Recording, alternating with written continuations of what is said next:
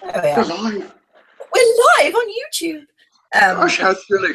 So this She's is allowed to show that talk is about toilets flushing, which is a great start, isn't it? Just one of my flatmates decides to flush do right then. you want to tell us what we're doing here and who you are, just so we have a record of what this is?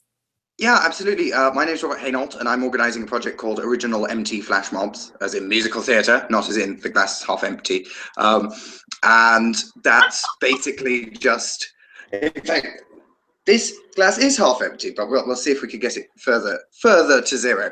And yeah, it's basically just an opportunity, because basically you were my inspiration for this project. Well, that's you're probably sick of me saying that, but it's actually, important people know so they can join up.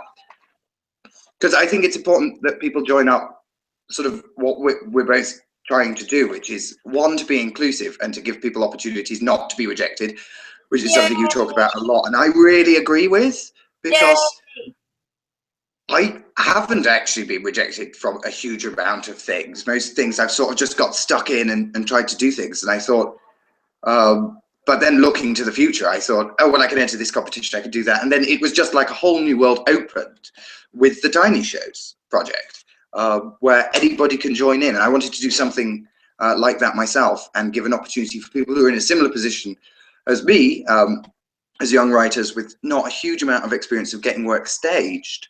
let's try, speaking of the language that we use and being careful with it, instead of young writers, let's try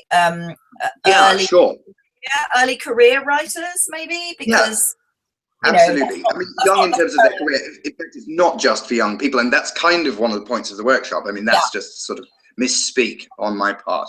I mean, I think it's hard to. I suspect that people get really sick of me pushing the thing about language and diversity and all that stuff. Poor MMD posted a big thing about how proud they were of the results of the winners of the Sondheim competition, and my first comment was, "Oh, look, it's a photograph of some white men," it's hard. It's a difficult balance to strike. What I should have done was started with, "Oh, great," and also, "Look, it's a photo of white men," but it's difficult. But I think for us to be continuously aware of things like diversity, things like the equality, gender equality, and things like age and awareness, and all of the other forms of diversity. I think it's really important for us to prioritize those things and start to be aware of them in all the conversations that we have. It took me a long time of people going, let's be aware of this, let's be aware of this, let's be aware of this, for me to make it an automatic thing in my head. And if I am the person who goes, yeah, but what about this, but what about this, but what about this, for other people, that's okay. I'm happy for them to get annoyed with me. Yeah, and I think it's a really valuable thing to be told, because very often you're not aware of it when you're doing it. And this is one of the reasons that for one of our bits of research and development, we want to work with the over 65s for reasons I've explained in another video. And one of the reasons for that is that I'm 24, and I work in a church, so I mix with a broad range of people, and my last collaborator was in his mid-80s. But you get preconceived ideas about what it means to be of a certain age, what it means to be young, what it means to be, quotes, middle-aged and quotes old. And those are arbitrary distinctions. And as I said in the second video that I made for the Flashmobs thing, I think that it's about becoming aware of those prejudices and privileges that you have and developing as an artist, because those are things that are barriers to your art. Yeah, but also they absolutely are. But also, and that's a really good point, actually, they really are.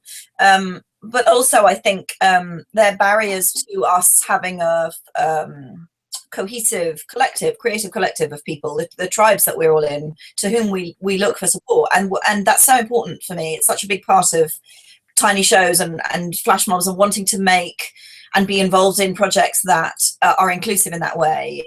It's really important to have a broad understanding of diversity, and to want to be inclusive in that way, so that we can all support each other, because it's very hard to it's those are all barriers that you sort of have to push through. So you sometimes spend the first sort of half an hour of being in a room with people, with them saying, can you avoid this pronoun because it's offensive to me, or can you please refer to me this way, or can you talk in with this language?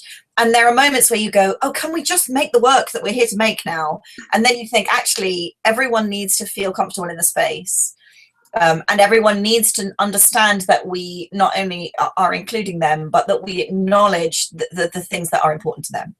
Yeah. I think there's. I want to know what your opinion is of in terms of. So that's big storm outside. Can you hear thunder and lightning? I can't. The big old lightning storm going on. I love that. Sorry, go on. What were you saying?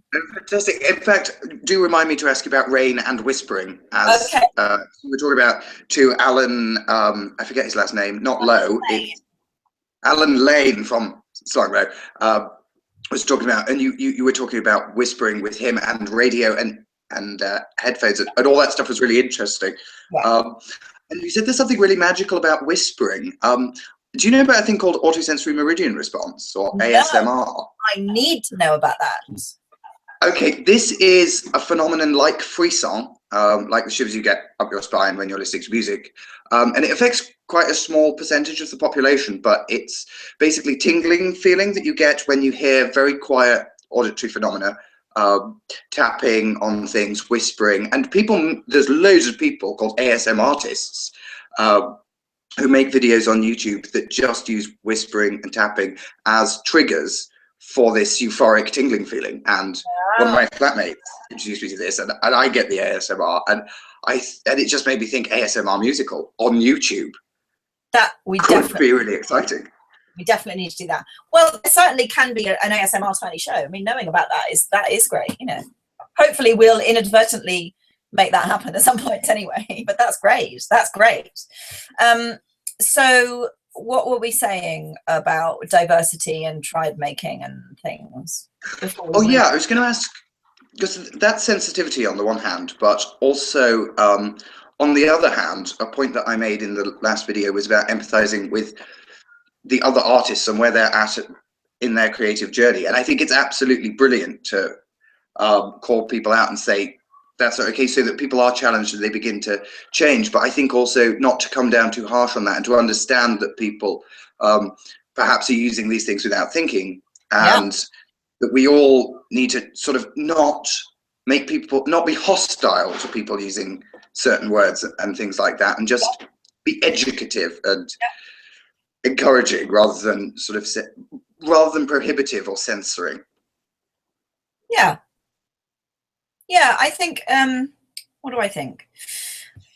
I think I have less tolerance probably in situations where I probably have less tolerance in situations where there's someone, and this has happened to me with a lot of different people, where someone says, I declare I am in a supportive position, and then they haven't made those considerations, or they continuously don't make those considerations. I think I find that really hard, because I want to say, I put myself as the larder, I put myself in a position where I'm personally, it's about me really and about Rob, and we're saying, you know, here we are, we want to help and support artists. And then if we're not aware of those things moving forwards, that for me is an issue. I want to know the stuff I'm missing, because I want to support. That's why I do it. And therefore, you know, if I'm actively not being supportive, that just seems crazy. Yeah. And you can often be, I mean, when you say something like I said with young writers, actually, not everyone in the project is young. They're not in their early 20s, you know. So when you say something like that on an individual level, it's quite hurtful. If you're not in that group, you feel excluded. And even though it's not intended, and I would ask people to sort of give people the benefit of the doubt, at the same time, it can be a really hurtful thing, because you go, well, what about me? I'm a part of the group. Yeah, absolutely. And interesting for you as well, because because this is your project that you've instigated, and although it's a collective making, I mean, Alan and I talked about this a little bit, when you're making in a collective, that it helps to have a leader, a person who is facilitating it. And the reason that's helpful is because it's really hard to fully be a collective and make something and to keep moving forwards. It's great that you've come in and gone, it's a flash mob, and it's great that you've gone, oh, I see, we're doing 3 workshops and let's use this as our prompt. Let's have older generational stories. Let's do that. That's really useful to the rest of us, because we can all go, great, that's the path we're on. Now we're going to collectively decide how we go down that path and what we can personally contribute to that. But we know the journey that we're going on. We know the map and we know where we'd like to end up, because you've gone, here's the journey. And because you've proposed that makes you the person who's in charge of the map, and all that means really is that you are responsible for holding the space. So it doesn't mean that you are responsible for telling us what to do or how to contribute, but in holding the space, you are a guide, and being a guide, those things suddenly become relevant to you. But what's interesting to me is you said young writers, and what you mean is people who have less experience, and that can be, God knows, people who are in there, however old you are. I mean, I have very little experience compared to how much I'd like to have, and often I have experienced something in my career once, and because I've been through it once, that puts me way ahead of the game, because there's so little opportunity for anybody to experience anything in writing musicals. So those of us who seem to be more experienced actually just have that one thing, but because we've done it once, we have some knowledge that other people don't have. So I still see myself as an emerging artist, and therefore I like to think I'm part of your young writers that you want to help. In a sense, you never stop being a young writer, though. If you do stop being a young writer, you've probably lost something of your writing. I it's agree. Important, I think, to hold on to be young. And also I feel like every project I do, and this may just be because I like to challenge myself, but I do feel like every project I do is new and fresh and full of new challenges, and that I've not done it before. So every time I approach a new story, it's about the relationship between me and that story, and that's always going to be fresh and new. So yeah, I think, and I don't think you can say about anybody who's a creative artist, you are an old artist. But what I love is that in these conversations, we help you find language to better express yourself and your intention for the project. And ultimately that helps all of us, because you are guiding us. So we need to understand where you want to take the project. So that's great.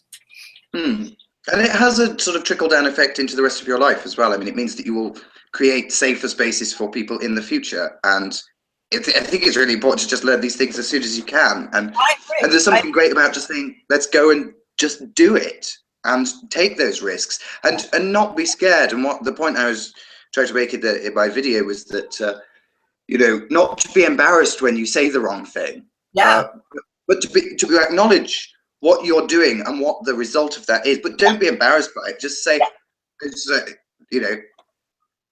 that reflects something of your thought process at the moment, but hopefully that will change. And what that does as well is, if you put your hands up and go, oh, my bad, sorry, did I say something that offended you? Tell me why it was offensive and tell me what you'd rather I said. Makes people trust you. It means that the space you are holding feels safer, because people know that you're going to fuck up, because we all fuck up. But that when that happens, if you go, oh, hello, you just offended me inadvertently, you're going to go, oh, I'm sorry, how can I fix that? And that's what constitutes a safe space. A safe space is precisely about taking risks, making a mistake, doing it anyway, going for it, and then learning as you go. I think that's exactly what Tiny Shows is about. Certainly, let's all come into a space and take some risks, and make mistakes and make errors and present work that's scratchy and new and exciting and rough and ready, and maybe completely will fail, and then we'll learn stuff. And we wouldn't get that if we hadn't taken those chances.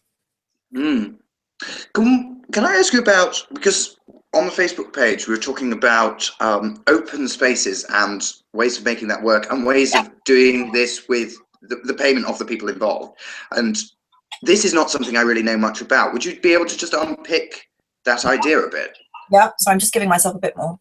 I look like I'm in the dark. Open space technology is a thing that was realized by a guy called Harrison Owen.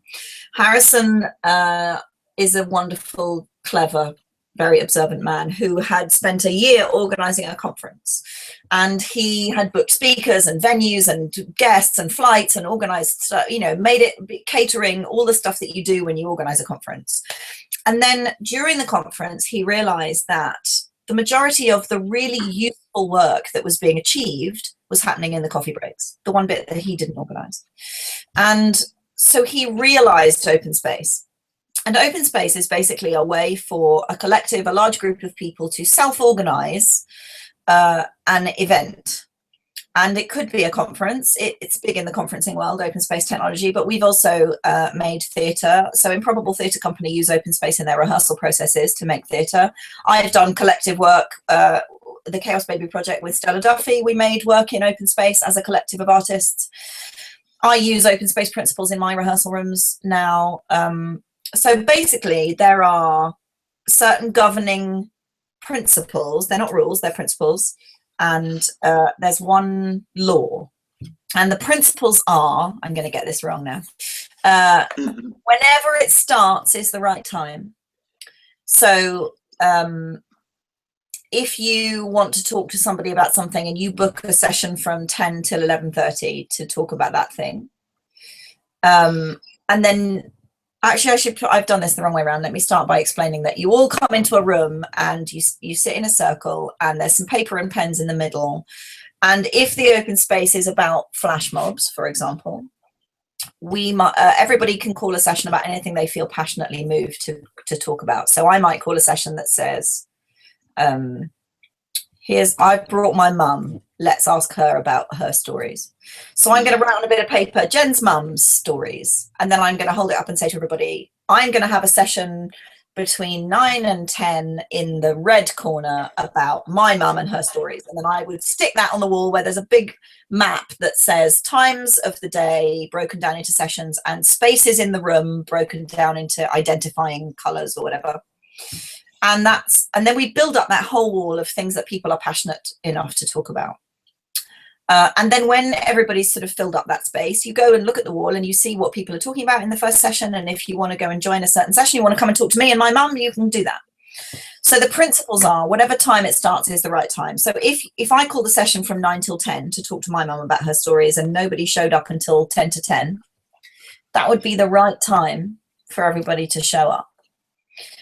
Because otherwise what happens is I sit there at 9 o'clock going, where is everyone? And by the time 10 to 10 comes around, I'm like, you're all late. And I'm just that's just such an important thing in not only theatre, but I mean, in many, many aspects of life that I discovered. They are governing principles in my life now. So the other principle about time is when it's over, it's over. So if you came and sat down and chatted to me for 5 minutes and we had the best conversation and it was over in 5 minutes, that would be fine. Then it's over. But if we talk for 3 days or we're still talking about that thing a year later, then it's not over yet. So that's fine. So there's those two about time. Then there's the one about place. So wherever it happens is the right place. So if I said I'm going to be in the red corner with my mum, but then my mum goes, I'm just popping to the loo. And in the loo, my mum meets someone and starts talking about her stories and they have the session there. That's the right place for that session to happen. Yeah. And people will come to me and go, where's your mum? And I'll go, she's just in the loo. But I can talk about, and then we'll have a conversation and that will be the right place for us to have that conversation. So there's two about time and play, and one about place. Then there's content. So whatever happens in your session is the only thing that could have happened. So if we call a session on bananas and you come and talk to me and we end up talking about knitting and not about bananas at all, that's the right thing to have happened. So it's about embracing what does happen in the here and now, not wishing, not spending the whole session going, but we were supposed to talk about, you know, just allowing whatever emerges to be. And then there's the one about people. So the fifth principle is whoever comes are the right people to come to your session. So I once sat in an open space about theatre and I had called a session on drama training, and I looked across the room, and the principal of one of the major drama schools was in the room, and he hadn't come to my session, and I was very cross. And I spent the whole session being cross that he wasn't at my session. And therefore, I didn't in any way benefit from the people who did come to my session, who were passionate to talk about that thing. The idea being that you can't sit there going, I wish so-and-so was here. Instead, you should just embrace the people whose passion has moved them to come and talk to you about that thing. So those are the governing principles of open space. And then there's one law, which is my favorite thing, and I use it in my life everywhere, and it drives people crazy sometimes. And that law is the law of mobility, or the law of 2 feet. And it's the law. You have to obey it because it's the law. And it says that anytime you find yourself in a place where you're not contributing anything to the session, and you're not getting anything out of the session, you use your 2 feet or your whatever makes you mobile, and you go somewhere where you can be useful. And it makes people crazy if I'm in meetings and I just go, I feel like I'm not contributing anything to this meeting and I'm not getting anything out of it, so I'm going to use my feet and go. But actually, in open space, what happens is people come and go from your sessions, and you know that if someone gets up and leaves, they're not being rude, and they're also not interrupting your conversation by saying, I really don't feel I can contribute, I'm going to go now. They just quietly go, and they don't disrupt you, and they take away all their negative energy. All that energy of people going, what's happening over there is much more exciting. Instead, they just take their energy and go where they can be useful. So I love that about open space. And then there's a little saying that we put on the wall, which is be prepared to be surprised. So if you come into open space with a plan, generally your plan kind of doesn't go to plan, I found. So the best way to come into open space is to come in and go, I don't know what's going to happen, or who's going to be in the room, or what sessions I'm going to go to, and that's really exciting. Or I'm going to go to this session, but I don't know what's going to happen at the session, and I'm going to be prepared that during this conversation I'm going to be surprised and probably delighted by something, someone, a discovery, a realization, whatever it is. So that's how open space works, and it's actually really simple when you get inside it. And the reason I suggested it is because it's a very useful way for a collective of people to make some discoveries and choices. And if we were to invite a bunch of writers, a bunch of composers, a bunch of directors, whoever's interested in making flash mobs, and a bunch of people with stories, my mum, a bunch of people with stories from, but also, not just like random people with stories, but people who are also interested in writing and performing, and, people from that demographic, then we can just open up spaces and call sessions and find out what we're interested in, and then come together at the end and see what we've got. Open space typically starts with opening the space in the morning, opening circle in the morning when we open the marketplace and before we all go to work. And then it ends with a closing circle. And when you're making theatre in open space, your closing circle can be a really brilliant time to say something about the discoveries that you've made. And the realizations that you might have had. So it's a lovely sort of, we start as a collective, we finish as a collective, and in the middle we just can explode out into making discoveries. That's why I thought it might be a really good idea, if we're going to work as a collective, to make discoveries about stories in open space. Absolutely. I mean, I think that's wonderful. There's something quite Buddhist about it, really, isn't there? Yeah, there is. Sort of mindful attitude of just accept, and that you can't change what is happening. Also something quite deterministic about it, but retrospectively deterministic. This is just an interest of mine, is where Buddhism and musical theatre overlap. You should meet a lot of my open space friends who are Buddhists. Right. Well, I used to be a Buddhist. I don't think I've ever stopped being Buddhist, but I'm now a church organist, so many conflicting things. Yes.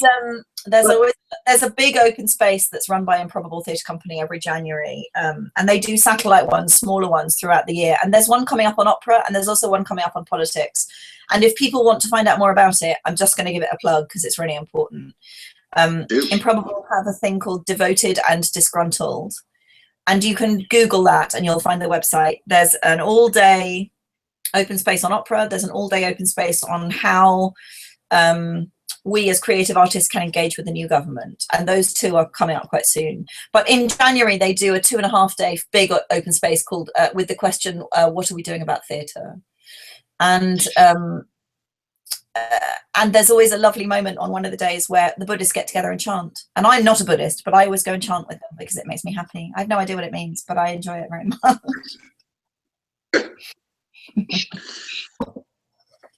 Yeah, so, fantastic. I saw that. I'm just waiting to be paid, and then I can sign up to it. But I mean, it's actually extremely good value, I should say to everyone, in case they hear that and they think, oh, how much does it cost? No, I'm just really poor. It's really good value. And also, I think if you really can't afford it, you can get in touch with them and they will do their best to help. Every year, I try and pay for 2 tickets so that someone who can't buy a ticket can go. So I think they do have opportunities to help people attend if you can't afford the tickets. Yeah, which would make sense. I mean, it would be a little bit hypocritical. Yeah. Otherwise, no, but you must give us your capital. I should say actually that Improbable always lose money. It costs them money to run the event, and they do it in support of the community. And it is the way that Improbable support the creative community in this country is astonishing. It's really brilliant. Fantastic. Absolutely great. I think we should think about using open space, and I'm happy to open the space if we want to work that way. I think it might be fantastic. So talk to me about the 3 workshops, just so that people know what's going on with that. We're thinking what the first one is, maybe a story gathering. Story gathering with the over 65s. Particularly interested in working with actors who, in musical theatre, there aren't a lot of roles for over 65s. Really not. Sondheim is good for that, but a lot of other people, not so much. So that's really exciting. It's also exciting because they're always just seen as one group of, over 65s, retirees, old people, all these terms, which is so unreflective of what people are actually like. I mean, you don't just become part of some conforming, homogenous blob just because you turn 65. It's ridiculous. And well, as I said in the last video, I'm not sure I'll make it to 65, but if I do, I would very much hope that I'm doing a Jenny Diskey, who's become a bit of an obsession recently, because, she's pushing on 70 and she's tweeting her death from cancer at the moment. And it's just, she's the most sort of brutal but humane writer, and she is completely not the stereotype of what someone pushing 80 is. She's irreverent and shocking and punky and all sorts of really cool things that really speaks to me as a 24-year-old, and that doesn't go away just because you become 65. I once went to see a production of Spring Awakening, and they had some seats on the stage, and I went and sat in one of those next to an older couple, and we were chatting, and it turns out they were on a date, and they said, we go to the theatre a lot, we like to go to the theatre. They met online, and they were on a date, and he leant over to me at one point and went, I'm just in it for the sex. And she leant over a bit, she leant past him and went, so am I. And it's just a lovely moment. And it just goes to show that, I try and be as inclusive as I possibly can, but it surprised me, which goes to show, that I make those terrible assumptions as well. Absolutely. The fact that we laugh at that just says that we have these preconceived and received ideas. Dreadful. Why shouldn't they? Why would I not assume, if they're there on a date, that, they're both maybe in it for the sex? And so it was a lovely wake up for me to go, oh, I see. Yeah, we do make those assumptions, and that is dreadful. I think that's lovely. And then the second one focuses on site specific. Bear in mind that the first one is really to look at what I'm calling unmarketable voices, because I think that if you're trying to make an audience, you have to know who that audience is, and you have to make generalizations and assumptions about them, which is very different to what I think either of us really want to do. I mean, you have this great phrase called this word called an audient, meaning that they're an individual. And I think that's important in your characters and in your audience and all sorts of things. And often you can't treat people as individuals if you want to make money. So a flash mob doesn't need to make any money at all. It doesn't matter if people stay or if people go. So that's the point of that. That's something specific that a flash mob can do that you don't get in traditional fourth wall proscenium arch commercial theatre. Yeah. And I'm interested in, Alan was saying about them using headphones and things, and I was thinking of the flash mobbing. I'm interested in, obviously my work is slightly different in that I want individuals to be able to talk to the characters, and that I don't know that that would ever work with a flash mob, because what flash mobbery does is it says, look at me, and then it presents a thing and then it goes away. So that seems to be more along the lines of the slung low model. Not that there's anything wrong with that kind of work, but I'm interested in what an immersive flash mob might be. I don't know. I went to a conference on dance recently with Arlene Phillips, and there was I can't remember what it was. Dance UK did a big conference, and they did a session on musical theatre, and I was talking with, names have just slipped out of my head, but a wonderful choreographer, and I was talking about immersive dance and how do you make the audience dance, and he said you just use a move as an invitation, and it, you know, don't touch them, because audience, and we know this, don't like to be touched. But you can use a move as an invitation to the audience to dance, and I'm interested in that. I'm really interested in how we make invitations to people that they might dance along, because I think if you've got a flash mob and there's people doing choreography and singing, what you tend to see is people on the outskirts, and some of them are just watching, but some of them are taking photos and some of them are dancing. And I think that's I think that there's a lot of possibility maybe in exploring the making of those kind of invitations. It would be something that I would like to talk about, at least to see, you know, what people think about that, because there's something lovely obviously in, here's a bunch of people and they're suddenly all doing the same choreography without even knowing it. But what if we could start that way, but have something like line dancing that's really easy to do, that then people join in, so you don't know who's come learning it, who's learning it now, who already knew it. You know, there's all of those options as well with dance, and I think we're much more comfortable hopping up and down than we are maybe talking individually or singing individually. You know, I think if there's a big song and we all know it, we might all sing along, but I think we're all going to move in some way, and so I'm interested in the possibilities there. And what interests me is the way that a fourth wall becomes established in a lot of flash mobs. Yeah, it does. Because it very quickly, it's like in a centrifuge.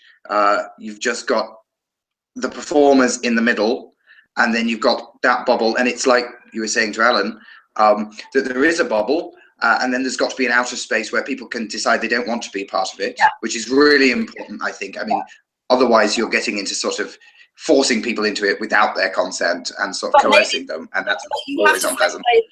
But you have to find a way of moving the bubble or inviting people to step inside the bubble, and maybe dance is a way to do that. So maybe if you find yourself dancing around, you're sort of part of the crowd, the people that are dancers, without knowing it beforehand, you know. So maybe the bubble is permeable in that way. Maybe dance gives us the opportunity to invite people into the bubble. Yeah, and I think often, I mean, the device that gets used more often than anything else, I think, in a flash mob is the pullback reveal, where you realise that some people in the audience are actually part of the flash mob. So that blurs that distinction. But I'd like to look at other devices that aren't used that much, because I feel that's become a trope, and I want this to be about taking risks rather than conforming to. Did you see the Roman soldiers on the subway? I didn't know. Can you put a link on the Facebook page?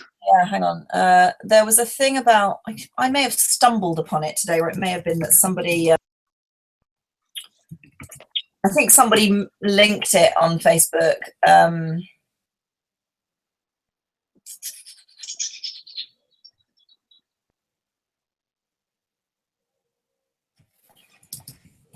I'll find it in a minute. I think there's a link on Facebook, but it basically was an escalator on the tube or on the subway that had a bunch of guys dressed like Roman centurions, so bare-chested with like, you know, capes on and shields and leather straps and things, and just like appearing on the escalator in a long row going down past lots of people going up looking really confused. And then That's a wonderful idea. and then you see them sitting on the tube, and there's, you know, so there's a person sitting between two Roman soldiers, and one of the Roman soldiers is staring at her, and one of them is reading the paper, and it's just kind of, it was quite bizarre. This is an interesting idea of the escalator, one going up and one going down, because this is a line in a poem, and I can't remember what the poem is, and it's this long meditation on the spark that you feel with someone else in just a moment, but that, you know, they were both on escalators, and she was going up and I was going down. And there is something slightly performative about an elevator, sorry, an escalator. You know about, I want to say he's called Bumper Harris, but I'm just going to look that up. Yeah, Bumper Harris was a one-legged engineer who worked at Earl's Court Tube Station, and he was employed by them because they had the very first, I'm going to look this up so I don't get it wrong. They had the very first escalator, and they employed Bumper Harris with his one leg to ride up and down the escalator all day to persuade the customers that it was safe to do it. Okay. And I don't know why I love that he had one leg. There's something about that just says, I don't know why that's relevant, but he's always described as Bumper Harris, the one-legged engineer who rode the escalator up and down. And history doesn't record, I don't think, how he lost his leg, whether he lost it in a hideous escalator accident, which in the back of my mind as an evil writer, I just kind of want to go, did he lose it in a hideous? And then he, you know, so one day you see Bumper Harris and he's there with his two legs telling you it's safe to ride the escalator, and then he's gone for a couple of weeks, and then you come back and the next day and he's like there, but he's only got one leg. Anyway, Bumper Harris, it's just a rather lovely, here we are, William Bumper Harris. There's apparently a museum collection that has his walking stick in it, which is rather lovely. Anyway, perhaps someone can tell us, perhaps a viewer can write in and say why Bumper Harris only had one leg. But yeah, huh? Sorry, I was making some small aside. Send your comments to PO box, whatever. Do people still have PO boxes these days? I remember it from Blue Peter, but should, they don't. Anyway, the escalators are lovely because because there's nothing to do. So there's either, you know, you can look at your phone these days, but if you do that, you kind of risk tripping over at the top. And I know they have ads now with, you know, video screens going up and down. But people, I don't tend to look at them. People don't tend to look at them, I don't think. So you get on the escalator and then you just wait. I always find that fascinating. And also, I like the long running walkways that move at the airports, because when you can't see the people on the other escalator, you can't see their legs. And I always just want everyone to do skiing miming, but nobody ever does. Yes. You see, that's not my experience of escalators at all. I'm usually the one staring at the escalator going in the opposite direction and scrutinizing all of the people and seeing what they're doing on the escalator. So you do, it's fun to stand on an escalator the wrong way around as well, and to stare at all the people on your escalator. Just to look down at them. That's a good one, because people don't know what to do. It's like if you get in a lift and you just face inwards rather than facing the same way as everybody else. People just get freaked out, and that's interesting. You've created theatre by doing that. There you have. It's the unheimlich. It's the uncanny. Yeah. I think that is a wonderful stage for a flash mob. I mean, all of that stuff is, you know, that's the thing about flash mobs, isn't it? I suppose it is the unheimlich. It is that sense of the uncanny. But what tends to happen in my experience of seeing them, certainly of seeing them online, is it's something joyful. So it's a choir, it's something impressive, it's an orchestra, it's a thing that makes you go, oh, wow, and it just filled me with joy. What I haven't seen much of is flash mobs that have a different intention. And I wonder if that's a useful conversation to have as well. What happens if you flash mob a bunch of vampires? I mean, I know that there are people who, you know, that I know that stuff has been done. And I know that there are games specifically that are played where you go to you go to zombie school and learn how to be a zombie, and then there is a bunch of zombies in the game, and there's a bunch of players in the game, and they go out to a public place and they do that chasing through the city thing. But in terms of, what happens if you do a darker flash mob? What do you just scare your audience away, and is that completely pointless and defeats the purpose? I mean, that's the kind of risky thing we could look at. What happens if it's not? Or maybe you'll scare away most of your audience, but you'll just get a few people remaining, and that's interesting. It's like, you've stayed. Why have you stayed when everyone else has left? What does that say about you as people? Yeah. And also, what does it say to you about you as a person if you've stayed? And also, what do you want to join in now? How does that? That's an interesting question. Do we then gather? Do we start with a small flash mob of people and we see who joins, and then it's a slightly bigger flash mob of people, and then it grows and how does that work? How do you flash mob with just one person? Can you flash mob with just one person? All of those questions are. I think there are things like in tiny shows, there are things we take for granted, and these are the provocation questions I'm asking about tiny shows. Does a show have to be written? Does a show have to be presented to an audience, by voice? If you're writing it down and handing it over in an envelope, is it a musical? All of those things are really interesting to me, and about risk taking, and So for a flash mob, do we need a mob, and does it have to flash? Are the biggest questions. My hero. Do you know this? I might have told you this before. My hero is Harry Beck. Harry Beck redesigned the tube map. So he designed the modern version of the tube map in London. And when Harry Beck was given the original subway map, it was the original tube map, it was geographically correct. And he sat down to design a new one. And the biggest change he made, and the one thing he left out in his new design of a map, was geography. And it just pleases me so much that Harry Beck went, what's the one thing we don't need that's really getting in the way here with this map? I know, it's geography. Just going to get rid of, the one thing that maps do. This has been I think this changes the way that you interact with London. I mean, maybe I've read too many psychogeographers, but I don't mean psychogeographers as in geographers who are psychos. I mean psychogeographers who look at the way we interact with psychologically.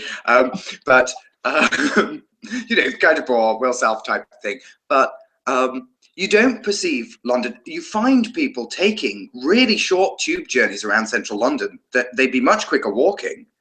I have much fun and see much more. They'd see all the beautiful architecture, and they'd see all the statues that are up on ceilings and roofs that no one ever looks at. But no, they take the tube.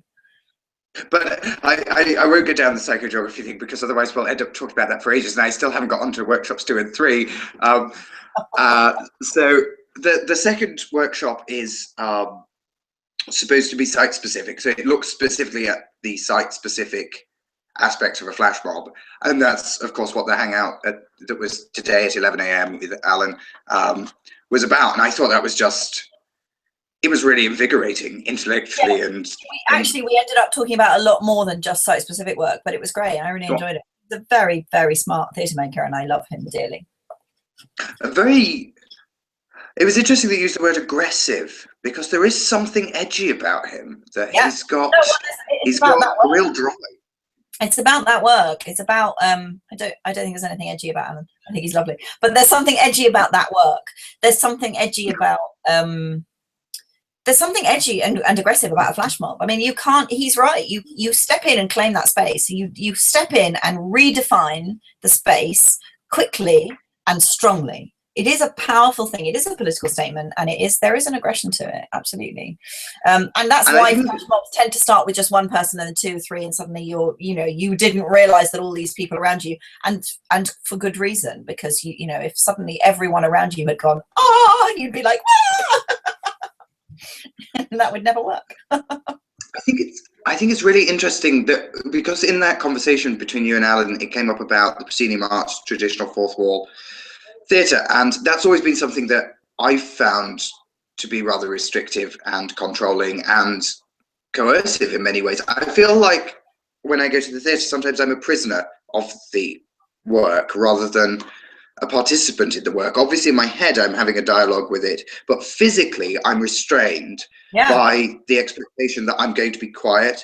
And ultimately, I don't know if you know more about this about the origins, because someone's going to write it and say that, you know, it's much more complicated than that, you're simplifying. But I always have attributed this to Wagner, because before Wagner, people used to go to the opera and they used to look at each other with their opera glasses. They used to talk to one another, and there used to be a lot of distraction from what was happening on stage. And then Wagner said, no, you won't see the orchestra. You will all face the stage. You'll be in darkness. It won't be about you people having a chit chat and socializing. It's about you absorbing the work. And I think that in some ways makes you a prisoner of the work and a prisoner of the other people watching it.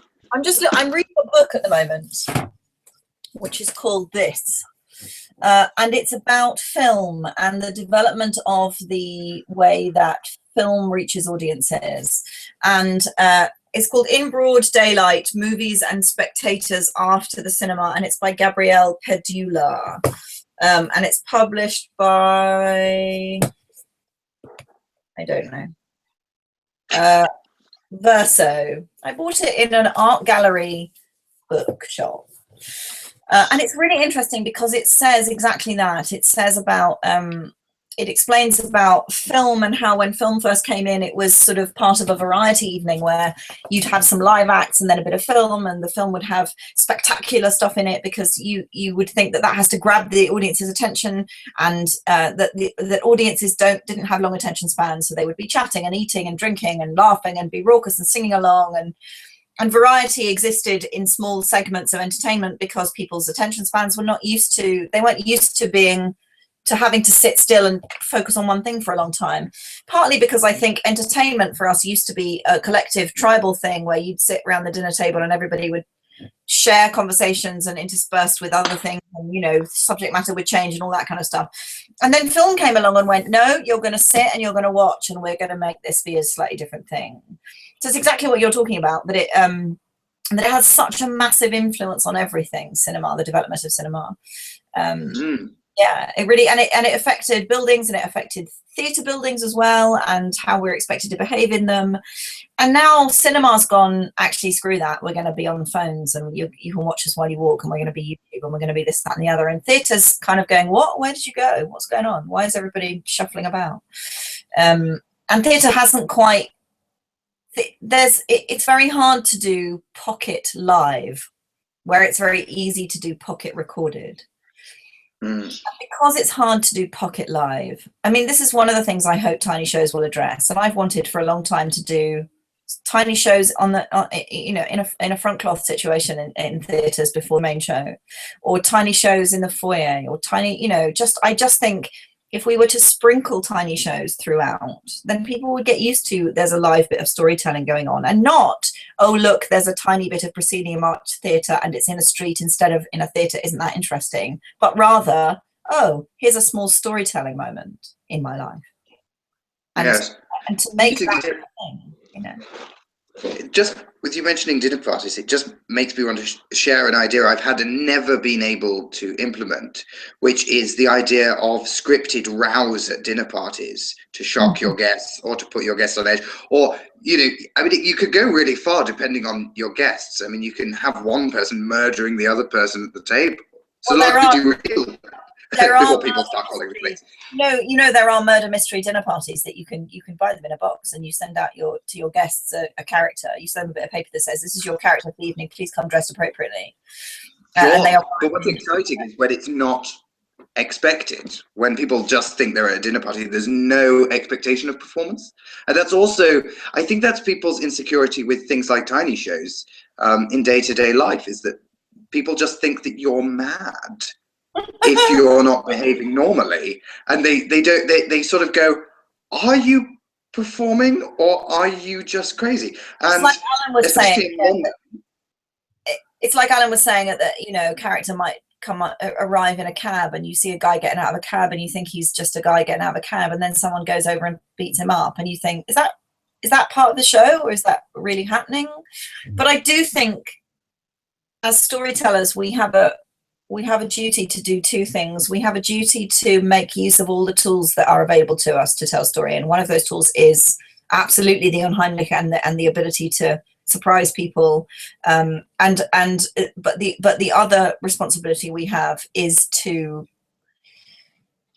is to be heard. I think we have a responsibility to, I don't think telling stories into a vacuum is storytelling. I think we have ultimately a responsibility to the connection that we would like to make to the person we're telling the story to. And whether that's one person or a million, and you know, how we're telling it doesn't matter. I think those are the responsibilities we have. They're twofold: one, to make a connection, and two, once we've made a connection, to honor it by as best we can by using the tools that are available to us in the best way we can. Yeah, and it's tricky, that, because, you know, a lot of people will say, is art if it's not being looked at by someone, if it's not, you know, and that a painter just doesn't paint to specifically say anything. They should just be free to express, you know. I mean, there are many, and I'm not smart enough as an art critic or anything to know about those things, but I do think as storytellers, certainly in theatre, we have a responsibility to make a connection. And so I would say that if I was at a dinner party as an audience, if I was at a dinner party and somebody suddenly did a thing, I'd be like, oh, you're doing a thing and I'm a bit bored with that, because you haven't asked my permission. You haven't asked my permission to make a connection with me, and also you're not allowing me to make a connection with you, and that I'm not interested in that, really. No, I mean, bear in mind, I was thinking with friends, rather than just inviting people in, because then you already have a connection with those people. You already have assumptions, and you can play with those, and you've got a format. If they know that about you, that you might do that, that's a different thing, I think. You know. No one will put that past me. Who knows me? I mean, you know, if I'm at a dinner party with you and we're friends and you did that, you would presumably know about me that I hate surprises. So presumably you wouldn't do that with me, and if you did, I wouldn't invite you to it. Oh, so there you go. So I wouldn't invite you to have a terrible time. No, so you are making a connection, you know, and I think that's it. That's great. That if you're honoring a connection, if you're honoring the making of a connection, that's all you need, really, I think. And that's so it's so interesting about flash mobs is how are we making the invitation, and what invitation are we making to the story world? On the topic, do you have to go? No, I just haven't had dinner. I'm going to make less and less sense the hungrier I get. Also, I feel like we've talked for a little while now, and that maybe it's enough for people to watch. You know, I feel like making people watch an hour at a time is quite a big ask. Yeah. I don't. We should. Sorry, go on. I'm happy to do more of these at some point. Fantastic. I think absolutely. There's so many questions. I mean, especially in one thing I was going to say, which I'll just summarize very briefly, because I think it sort of ties everything up, is that a train station, because we were going to do our site-specific piece in a train station, and I think there are a lot of similarities, and I'm not going to expand on those hugely, because we can come back to that at a later stage, and with perhaps more people in the group, but there are a lot of similarities, I think, between a traditional proscenium arch theatre with its front of house staff, its sometimes municipal looking design, all sorts of things, and a train station, which used to be quite a romantic thing, and now is quite an unromantic thing, and is not your space. You are just using the space, and your permission to be there has been granted by your buying a ticket in both cases. There's I used to do a lot of, when I lived in New York, I used to do a lot of traveling to and from beautiful stations. They really know how to do great station architecture in New York. Grand Central Station has the most incredible ceiling, for example, covered in stars, and, you know, beautiful. And there is something sort of magnificent about those buildings, especially the ones. I always feel like there's something magnificent about being in a place where you could go on a big journey. So being at King's Cross Station, and the possibility that you could get on the Hogwarts Express there makes the station a really much more magnificent place. I know that's fictional. I do know it's fictional.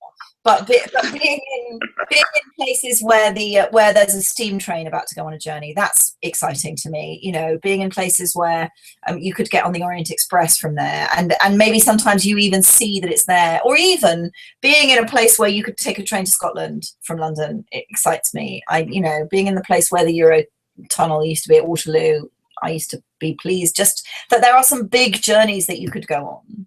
And that makes a space feel more impressive somehow to me. Well, you must eat.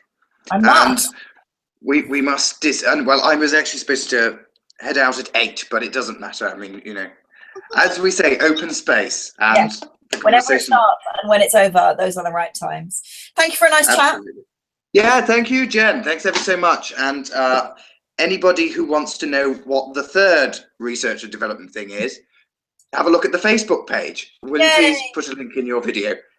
Yes, I will. I'll put a link to the group. Thank you very much. Because anybody's welcome. It's open to anybody. So thanks very much, Jen. And thanks everybody. Bye.